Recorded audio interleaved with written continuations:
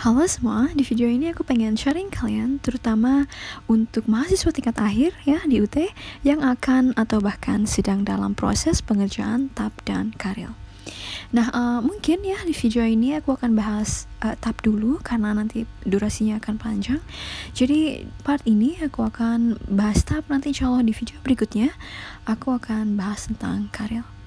Nah, apa itu TAP ya? Jadi untuk mahasiswa tingkat akhir biasanya di semester 7 dan 8 kalian akan ada ujian TAP. Yang mana ujiannya berupa ujian tulis atas beberapa mata kuliah pokok yang sudah kita ambil. Biasanya ya sebelum kalian bisa ikut TAP, maka kalian harus menunggu proses penjaringan TAP dulu. Yang mana ya biasanya ini berlangsung sekitar 7 hari sebelum registrasi mata kuliah semester tersebut ditutup gitu ya. Nah, bagi kalian yang belum tahu, maka kebijakan TAP dan Karel sejak tahun 2023 kalau nggak salah itu sudah ada perubahan. Jadi waktu zaman aku, kalau nggak salah waktu aku ngambil TAP dan Karel itu adalah tahun 2022 akhir, itu TAP dan Karel secara otomatis sudah terregistrasi. Jadi kalau di semester 7, jadi waktu itu semester 7 ya udah ada TAP, udah muncul tuh TAP-nya, otomatis aku juga sudah terregistrasi untuk Karel gitu ya. Nah, jadi waktu itu ya aku mahasiswa SIPAS, jadi otomatis paket TAP dan Karel itu udah terregistrasi di semester 7 gitu.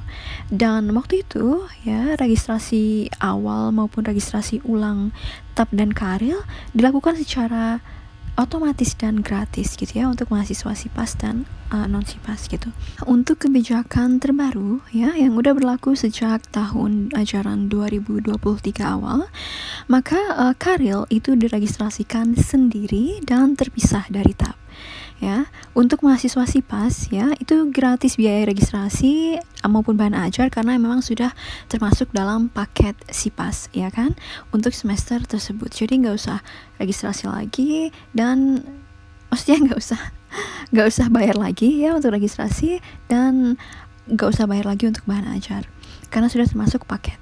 Nah, adapun untuk mahasiswa non SIPAS ya, maka kalian wajib untuk registrasi dan kalian juga wajib untuk membayar registrasi dan wajib untuk membeli bahan ajar gitu ya.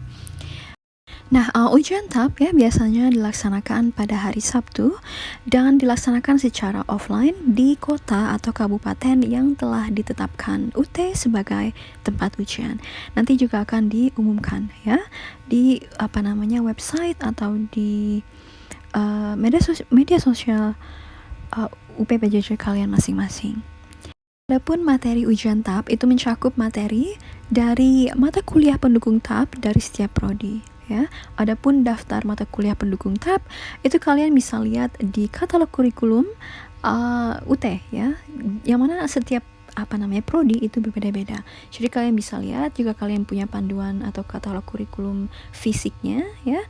Kalau kalian masih ada silahkan dibuka. Jika kalian nggak punya, maka kalian bisa search di Google ya. Di sini ada dari ut.ac.id ya. Di sini waktu itu aku kan ngambil ilmu hukum ya. Jadi di sini ada materi pendukung TAP hukum. Di sini ada hukum perdata, hukum pidana, hukum perjanjian, ilmu perundang-undangan, arbitrase, mediasi dan negosiasi. Dan perlu diingat kalian harus sudah lulus semua mata kuliah pendukung TAP ini ya. Jika ada salah satu dari mata kuliah pendukung TAP ini yang kalian belum lulus ya atau belum diambil ya, maka otomatis kalian tidak bisa terjaring dalam TAP. Jadi nanti di penjaringan TAP nama kalian tidak akan muncul gitu ya. Nah, adapun syarat untuk lulus TAP, maka kalian harus dapat nilai minimal C ya. Jadi jika kalian dapat D atau E, maka kalian harus mengulang TAP. Dan kalian wajib untuk melakukan registrasi lagi dan melakukan pembayaran lagi di semester berikutnya gitu ya. Kemudian untuk sistem atau mekanisme pengerjaan TAP itu sendiri ya, di sini ujian TAP itu biasanya bentuknya itu esai atau uraian ya, yang mana itu akan menguji jawaban mahasiswa terhadap pertanyaan yang menunjukkan kemampuan untuk menanggapi atau menganalisa kasus yang diajukan.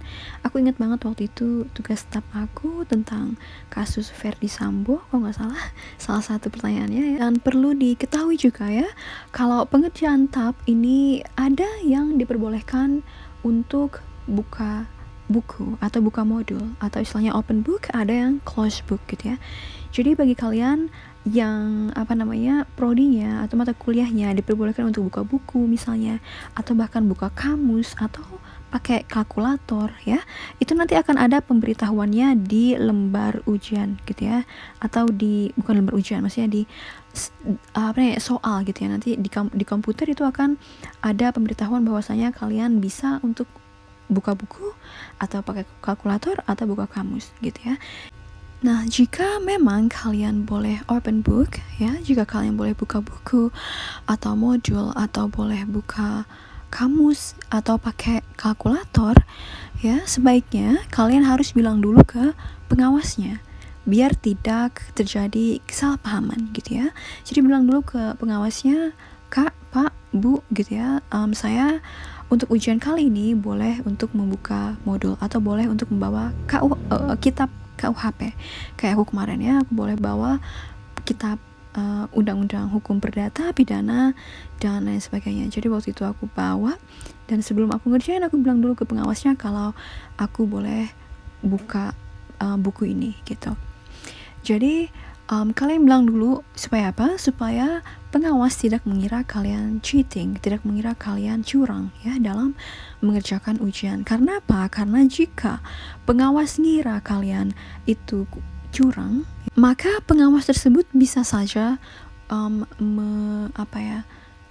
bukan mendiskualifikasi sih, tapi kayak melaporkan kalau kamu itu curang dalam ujian, yang mana nantinya akan merugikan bagi kamu ya. Kamu bisa tidak lulus TAP ini, yang mana kalian harus mengulang lagi di semester berikutnya, bayar lagi gitu ya. Nah, nanti kalian itu akan dikasih sejenis kartu peserta TAP gitu ya. Nanti juga kalian akan mendapatkan informasi untuk login, kayak username, password, pokoknya kayak informasi untuk login ke soal itu. Nanti kamu akan dapat informasi itu, yang mana hanya kamu yang bisa akses gitu ya. Dan nanti akan ada pengawas gitu ya, seperti yang aku bilang tadi. Kemudian kalian akan diberikan lembar jawaban ya, yang mana kalian harus menuliskan jawaban kalian di lembar jawaban tersebut. Walaupun soalnya di komputer ya, soalnya di komputer, tapi kalian menjawabnya di lembar jawaban ya, berupa kertas. Kemudian waktu pengerjaan itu sekitar 120 menit, yaitu 3 jam.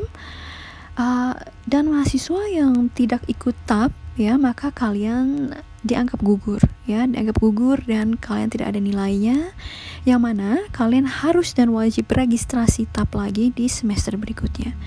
Dan jangan lupa kalian juga harus bayar lagi gitu ya. Nah, sampai di sini dulu ya informasi seputar TAP. Insya Allah di video berikutnya akan aku share seputar Karel. Nah, bagi kalian yang masih ada pertanyaan seputar TAP atau ada informasi yang aku lewatkan ya di video ini, kalian bisa komen aja. Dan bagi kalian yang udah nonton, terima kasih.